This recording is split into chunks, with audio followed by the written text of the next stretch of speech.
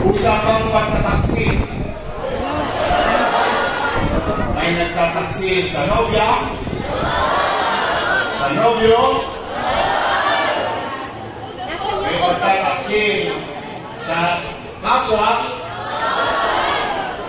pero ang wag na wag ninyong gagawin ay magtaksil sa sinumpang mong tungkulin para sa iyong nasasakupan.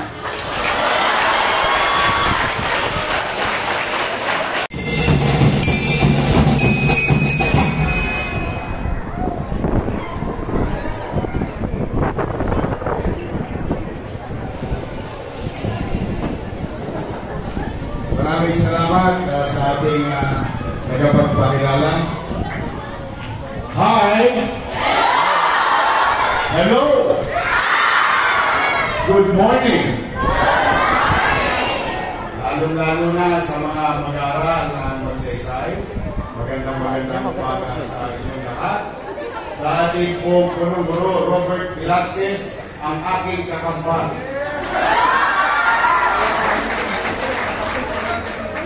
Ang kinakatakot ko lang talaga, nakita ko na ang future ko sa kanya. Of course, ang ating ding punong guro, Rexy Castro ng Albert. Sa ating mga guro, sa mga teaching and non-teaching staff of both school. At sa ating SPPA, President Med Pamplona, VP Carla Alejandro, Treasurer Malu Bentahar, Auditor Brian James Serrano, and of course our Manila Federation SPTA NCR Chair President Elizabeth Papapas, at sa aking partner na maganda, matalino, masipag, karinyosa, Chi Atienza. Sa mga magulang na nandito, magandang umaga din sa inyo.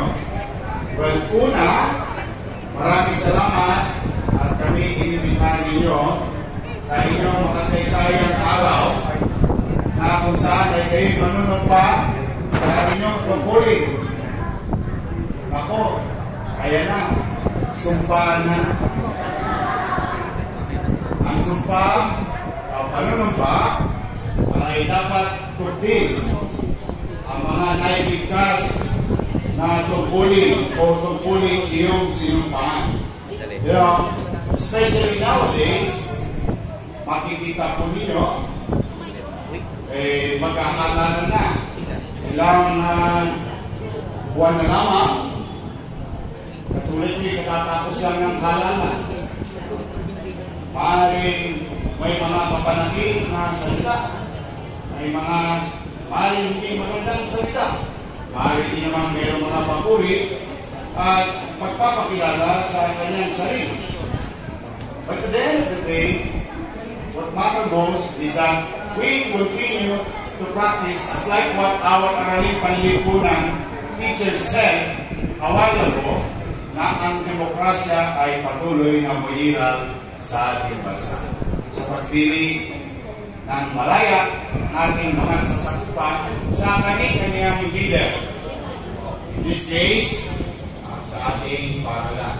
So, Gigi and I would like to congratulate each and every one of you who got elected in their respective position.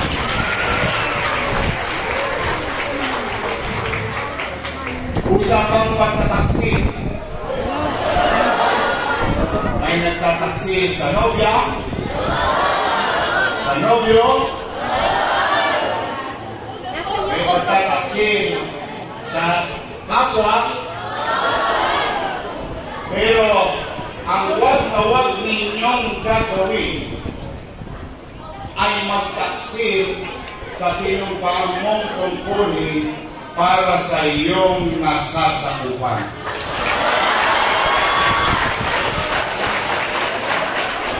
Yan ang wag mong gagawin, ang pagtataksil sa iyong bayan. maaaring gamitin ng mga ilang tao yan nowadays. The greatest betrayal is betraying your fellow man. The people, sa harapan nila, sabi niya, pasumpa-sumpa ka pa. Ito tuloy, pulsam tayo ngayon. Pero yan ang huwag ninyong gagawin. Kayo, na mga manunumpa sa kanya-kanyang tugtuling ngayong araw, dapat ninyong tugting. And you should go beyond what is expected from you. Create respect. Create extra mind. Fulfilling your duties and obligations to the parents, to the students who are going to take an oath today. And I'm happy for you that in the coming months, you will have the same school like Albert in Magsaysay ground. Maganda ba ang Albert? Tumutulong ba laway nyo? Maganda na kayo, mag-ipon na kayo ng pambili ng jacket kahit lalamigin kayo sa Magsaysay.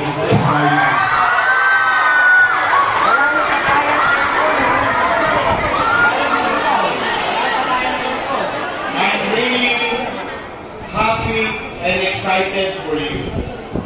I, for one, is a product of public education system. Tulungan Center in Delpan, from aking 8 years. Rosauro Almario Elementary School, my primary education. And Tondo High School, sa aking secondary education. I'm a full-blooded product of public education system. I've seen, experienced, facilities in public education system. Some of it are good, and yung iba naman ay may pagkukulang. Bagamat magkakaroon, mapalad naman ang mga anak ko. Sila'y pinalad na magkaroon ng pagkakataon mga mag-aral sa pribadong paralan at makamit ang magagandang pasilidad. Because I do believe our teachers are very good. All we have to do is to equip them with proper facilities and other things para maging the best. Tulad ng mga pasilidad na meron ang pribadong paralan. So, kung teacher sa teacher, habla, equal sa private and sa public. Pero the facilities that are needed, mas mayaman po ang gobyerno kaysa sa pribado. Yan ang katotohanan. Kaya, yung nakamit at nakamtan ng anak ko, pangarap ko'y makamit din ng mga anak ninyo. Yan kung bakit sabihin ninyo saan nandito tayo sa isang pasilidad na kinuhunanan ng pera ng taong bayan. Masilot na ginastos ang pera ng mamamayan. Pasilidad, maayos, makamit ng mga batang mag-aaral sa pampublikong paaralan. Kaya sa inyo, mga mag-aaral dito na Magsaysay, again, Gigi and I is excited for you. Sabi nga, good things come for those who wait. Konting days na lang, malapit na kayo uuwi sa Magsaysay, Espanya. Ngayon naman, meron akong konting hiling sa bawat isa sa inyo, ang mga mag-aaral. I hope hindi naman palagisan itong hiling ko. Ang hiling ko lang sa inyo, mga batang Maynila, mag-aral kayo mabuti.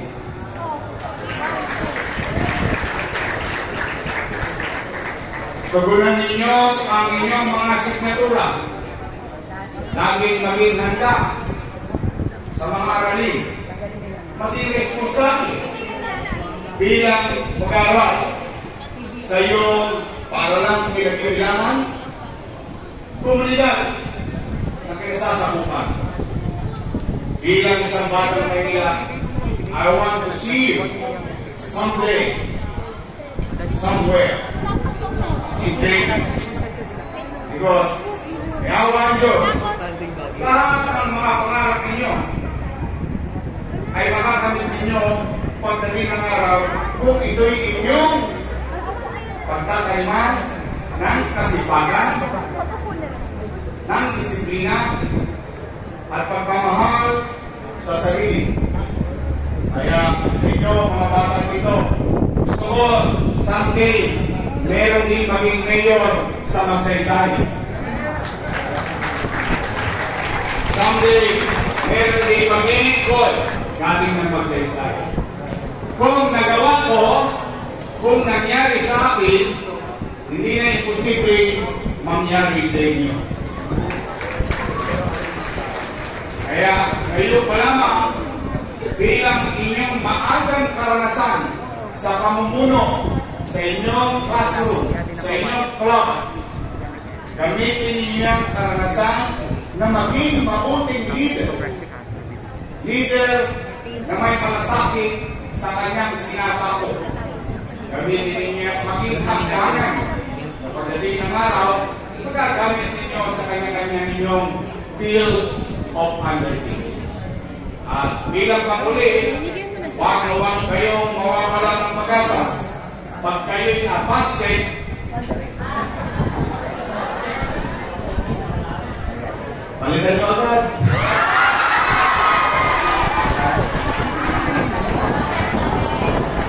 Bubon, maniniwala pa kayo, first year to fourth year, in Tondo High School, sharing lang ko ha, lahat ng diligawan ko, binasted ako. Kaya sabi ko, ako nga pala singain mo.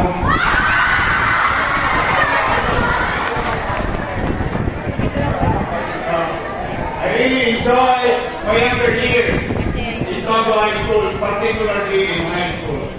You get to be inspired by your crush. Lalo na, pag nakikita mo yung crush mo, tumata na. Lahat ng wala, bili-bili mo sa pharmacy para maganda lang dyan mo. Pag ibaho mo, totos kasi mo, makabili ka ng Islam book. So, sir, I just want you to enjoy that. I just want you to enjoy, nagdilipin kayo, ma-inspire kayo. But life will not stop there when you get denied. Pagka kayo binigyan ng pagkakataon na parang sawi.